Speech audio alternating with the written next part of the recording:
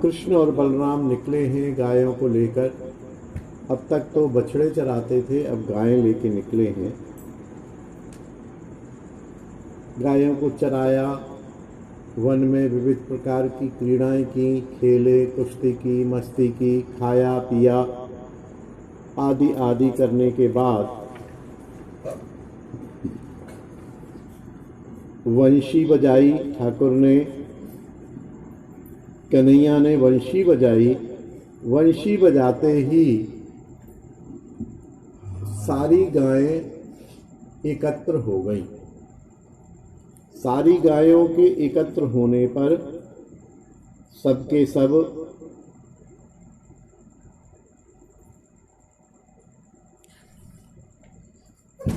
वापिस गोष्ठ की तरफ गायों को आगे करके आ गए।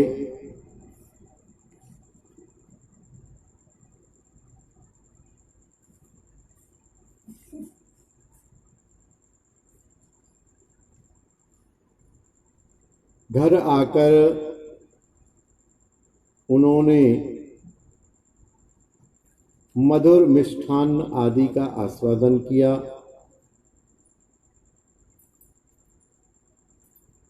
बछड़ों को दूसरी जगह बांधा। ऋतुमती वृषाक्रांत प्रथम गर्भिणी, नवप्रसूता, चिर प्रसूता, एक बार की प्रसूता, बहुसुता, प्रतिवर्ष प्रसव करने वाली, सर्वोत्तम कपिला, बंध्या एवं गोपति। ये गायों की परिस्थितियों के हिसाब से उनके नाम है। ऋतुमती माने जो ऋतुकाल में, वृषाक्रंत माने वृष द्वारा जो आकर्षित की गई है। प्रथम गर्भिणी, उसको गर्भ रह गया पहली बार। नव प्रसूता, अभी अभी इसने बच्चे को जन्म दिया। चिर प्रसूता, कई बार जन्म दे चुकी है। एक बार की प्रसूता, कुछ गायें ऐसी हैं जिन्होंने बस एक ही बार दिया। बहुसुता, बहुत सी ऐसी हैं जिन्होंने बहुत बछड़ों को जन्म दिया। प्रतिवर्ष प्रसव करने वाली। सर्वोत्तम कपिला, कपिला एक प्रकार है, उसमें सबसे श्रेष्ठ कपिला। बंध्या, जो अब बंध्या हो चुकी हैं।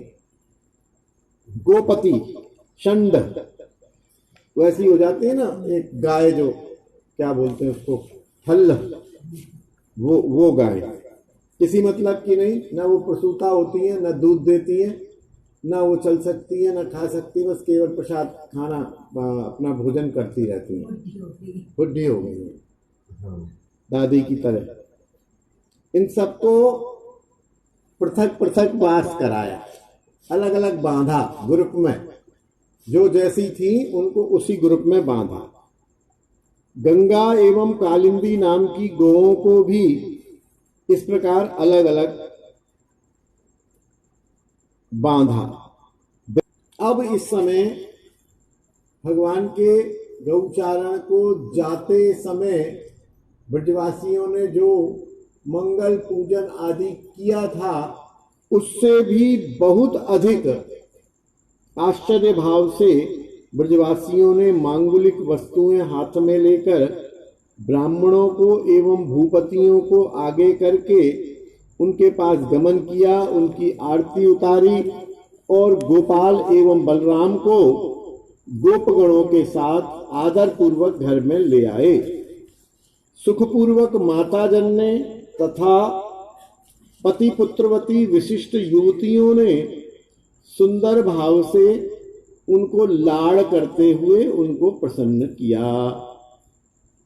कृष्ण बलराम एवं गोपों ने कुछ देर वहां विश्राम किया। विश्राम करने के बाद वो फिर गायें दोहने के लिए, दूध धोने के लिए बाहर आए। रमणीय दोहन पात्रों को सेवकों ने उठा रखा था। सेवक गण भगोना पतीला कोठी आदि को लेके चल रहे थे।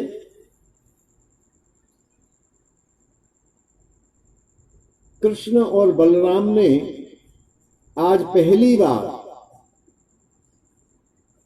गोदोहन का कार्य संपादन किया। पंडितगण बैठकर स्वस्ति वाचन कर रहे थे, मंगल गीत गा रहे थे, क्योंकि पहली बार कृष्ण बलराम गोदोहन कर रहे थे। जब कृष्ण बलराम घर से निकले तो उनकी शोभा कुछ इस प्रकार थी।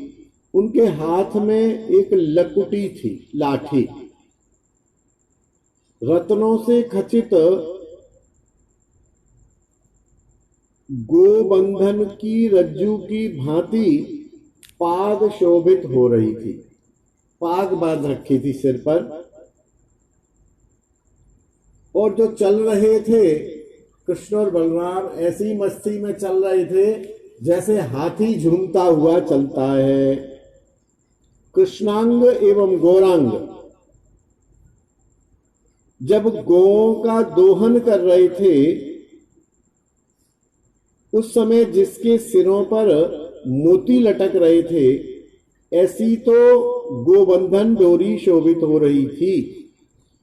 उनकी अलकावली बाल बिखरे हुए थे और अच्छी प्रकार से फेंट में एक वस्त्र बांधा हुआ था। उस वस्त्र के नीचे से थोड़ा थोड़ा उनका ये पेट वाला भाग दिख रहा था, जो बड़ा सुंदर लग रहा था। वे पैरों को पंजों पर रखे हुए थे और एड़ी से उठाए हुए थे। इस तरह से सावधान बैठे हुए थे, और दोनों जानुओं के बीच में उन्होंने वो दूध भरने वाले पात्र रखे। दृश्य को देखो, दृश्य देखो, पंजे के बल हैं, दोनों के बीच में एक वस्त्र वो पकड़ रखा है पात्र, और गोदोहन कर रहे हैं। तब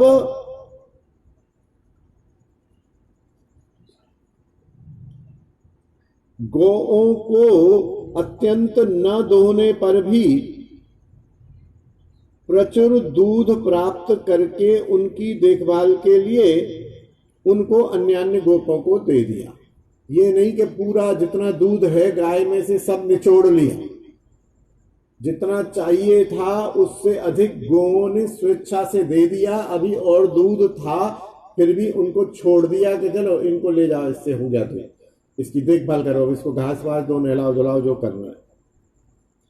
समस्त दूध पिताजी के आगे रखकर दोनों भाई हाथ जोड़कर बैठ गए। ब्रजराज ने दूर से ही ये देखा था कि कृष्ण गोदोहन की अपनी कला दिखा रहे हैं और बलराम अपनी कला दिखा रहे हैं, और दोनों इस प्रकार से शीघ्रता करके ये बाबा को दिखाना चाहते हैं कि बाबा देखो मेरे को अच्छी तरह दोहना आता है। बाबा नहीं, मेरे को अच्छी तरह दोहना आता है। तो बाबा ने उनकी इस चेष्टा को देखा और दूर से बड़े आनंदित हो रहे थे। जब हाथ जोड़ के बाबा के सामने बैठ गए तो बाबा ने झट से दोनों हाथों से दोनों भाइयों को बुला के, एक को अपनी दाईं तरफ एक को अपनी बाईं तरफ अपने अगल बगल में बिठा लिया। ब्रजराज की बाईं और दाईं ओर बैठे कृष्ण बलराम के दर्शन करने को इच्छा से बाएं से दाएं दाएं से बाएं घूम रहे थे। ब्रजराज के नेत्र, जैसे इधर कृष्ण बैठे हैं इधर बलराम बैठे हैं, तो नंद बाबा कभी इधर देखते थे कभी इधर देखते थे, कभी इधर देखते थे कभी इधर देखते थे, दोनों की शोभा देखते थे। उनके नेत्र घूम रहे हैं, ऐसा जीव गोस्वामी ने वर्णन किया है। एक साथ श्री रामकृष्ण को बार बार देखने से उनके आंखों से अश्रु आने लग गए, वात्सल्य भाव के कारण।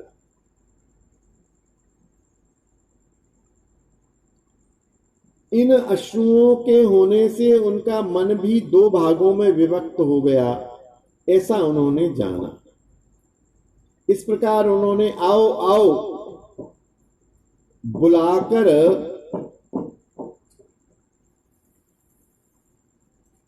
कृष्ण और बलराम को गोपों के सहित घर भेज दिया। जाओ अब बेटा इनको घर ले जाओ।